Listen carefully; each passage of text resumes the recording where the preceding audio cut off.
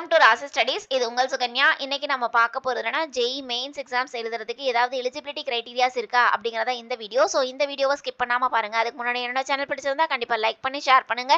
தெரியாத தெரிஞ்சுக்கிட்டும் சப்ஸ்கிரைப் பண்ணுங்க. பக்கத்துல இருக்க பெல் ஐகான் பட்டனை கிளிக் பண்ணும்போது என்னோட நியூ நோட்டிஃபிகேஷன்ஸ் எல்லாமே உங்களோட மொபைலுக்கு ஈஸியா வரும். இப்போ பாருங்க, ஜெய் மெயின்ஸ் எக்ஸாம்ஸ் எழுதுறதுக்கு ஏதாவது எலிஜிபிலிட்டி கிரைட்டீரியா இருக்கா அப்படிங்கிற நிறைய கன்ஃபியூஷன்ஸ் மாணவர்கள் மத்தியிலும் சரி, பெற்றோர்கள் மத்தியிலும் சரி இருக்கு. ஸோ அதை நிவர்த்தி பண்ணலாம் அப்படிங்கிறதுக்கோசரம் தான் இந்த வீடியோ. ஸோ இந்த வீடியோவை ஸ்கிப் பண்ணாம பாருங்க. இதையும் தாண்டி நீங்க பார்க்குற புது நபரா இருந்தா கீழே டிஸ்கிரிப்ஷன் பாக்ஸ்ல வாட்ஸ்அப் லிங்க் இருக்கு. அந்த வாட்ஸ்அப் லிங்க்ல ஜாயின் பண்ணிக்கோங்க. அதையும் தாண்டி உங்களுக்கு இந்த Jai mains exam, Jai advance exam மாதிரி ஆல் ஓவர் இந்தியாவில் நேஷனல் லெவல் என்ட்ரன்ஸ் எக்ஸாம்ஸ் நிறைய இருக்கு. அந்த நேஷனல் லெவல் என்ட்ரன்ஸ் எக்ஸாம்ல நீங்க பார்ட்டிசிபேட் பண்ணணும். அதுக்கு உண்டான நோட்டிஃபிகேஷன்ஸ் எஸ்எம்எஸ் அலர்ட்டாக வேணும்.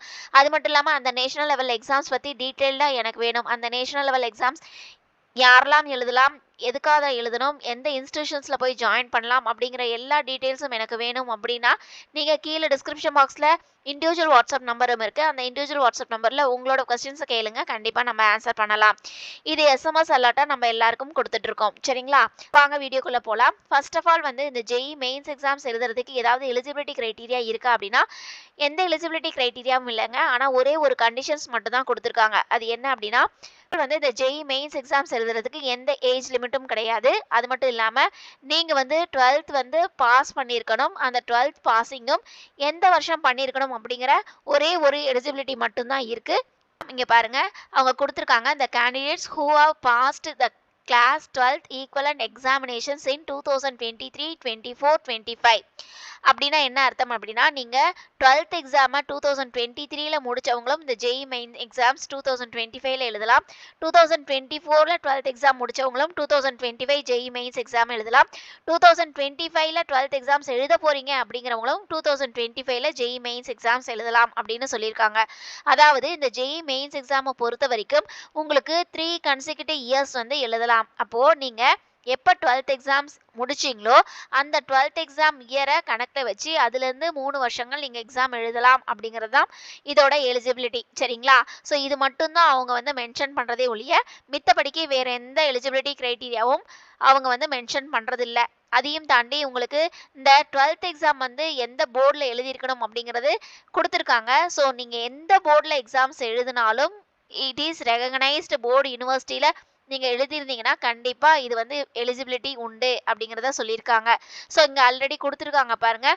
சென்ட்ரல் போர்டாக இருக்கலாம், ஸ்டேட் போர்டாக இருக்கலாம், அது மட்டும் இல்லாமல் நியூ டெல்லி போர்டாக இருக்கலாம். அதுக்கடுத்து உங்களுக்கு இங்கே ப்ரீ யூனிவர்சிட்டி எக்ஸாமினேஷனாக இருக்கலாம், இல்லைனா நேஷனல் டிஃபென்ஸ் அகாடமியில் கண்டக்ட் பண்ணுற 2 years கோர்சஸாக இருக்கலாம், ஓப்பன் ஸ்கூலில் இருக்கலாம், இல்லைன்னா உங்களுக்கு பாருங்கள் இங்கே ஒகேஷனல் எஜுகேஷன் இதுவாக இருக்கலாம், அதுக்கடுத்து டிப்ளமோ கேண்டிடேட்ஸாக இருக்கலாம். ஸோ எனி கேண்டிடேட்ஸ் நீங்கள் ஜெய் மெயின்ஸ் எக்ஸாம்ஸ் எழுதலாம் அப்படிங்கிறத சொல்லியிருக்காங்க.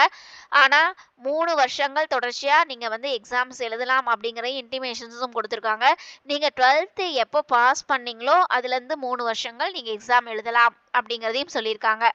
அதுக்கு அடுத்தது இங்கே கொடுத்துருக்காங்க பாருங்கள். இப்போ ஃபார் எக்ஸாம்பிள் நீங்கள் இப்போது இந்த ஜெய் மெயின்ஸ் 2025 யார் எழுதலாம்? ஆல்ரெடி சொன்ன மாதிரி நீங்கள் 12th எக்ஸாம் 2023ல முடிச்சவங்களும் 2025ல எழுதலாம்.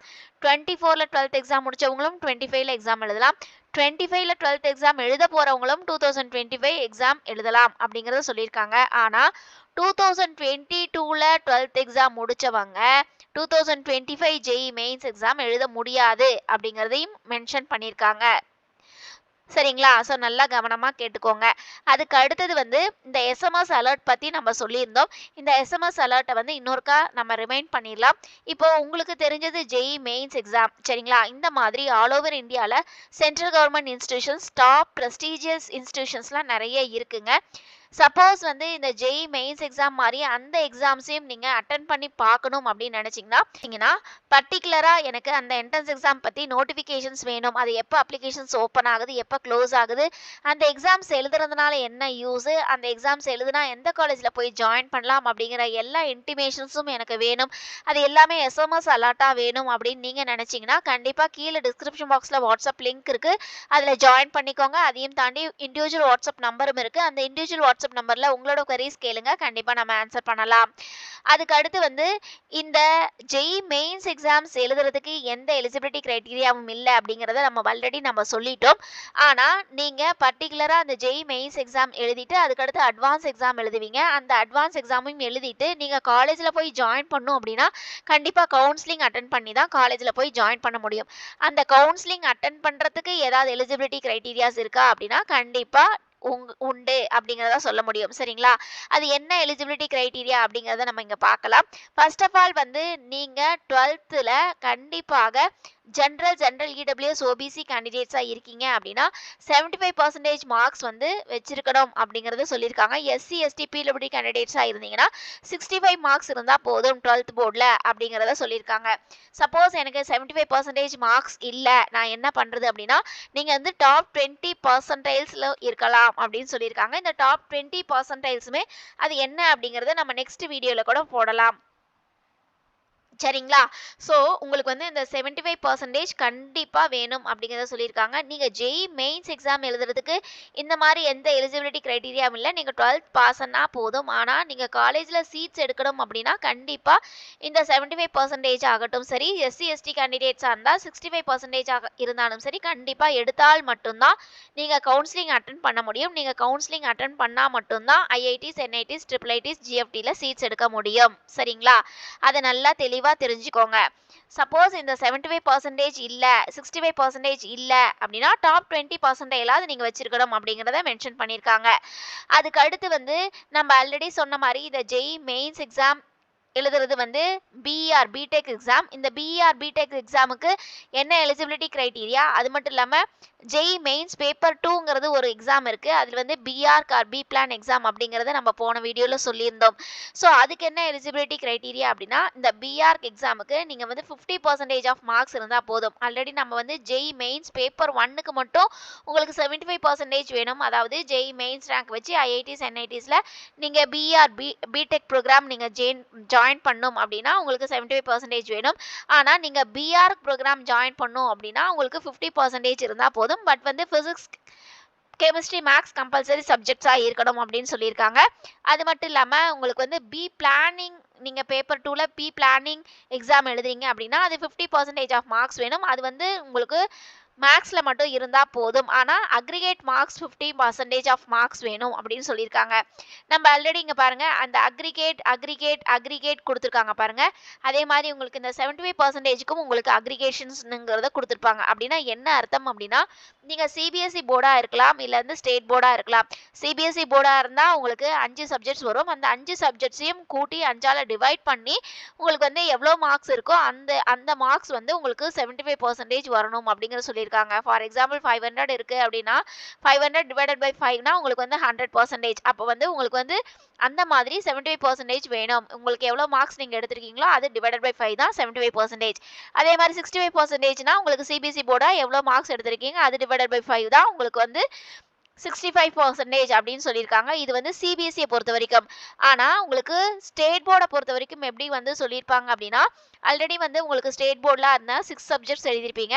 அந்த 6 சப்ஜெக்ட்ஸில் வந்து உங்களுக்கு வந்து maths, physics, chemistry compulsory 3 subject நீங்கள் எடுத்துக்கணும்.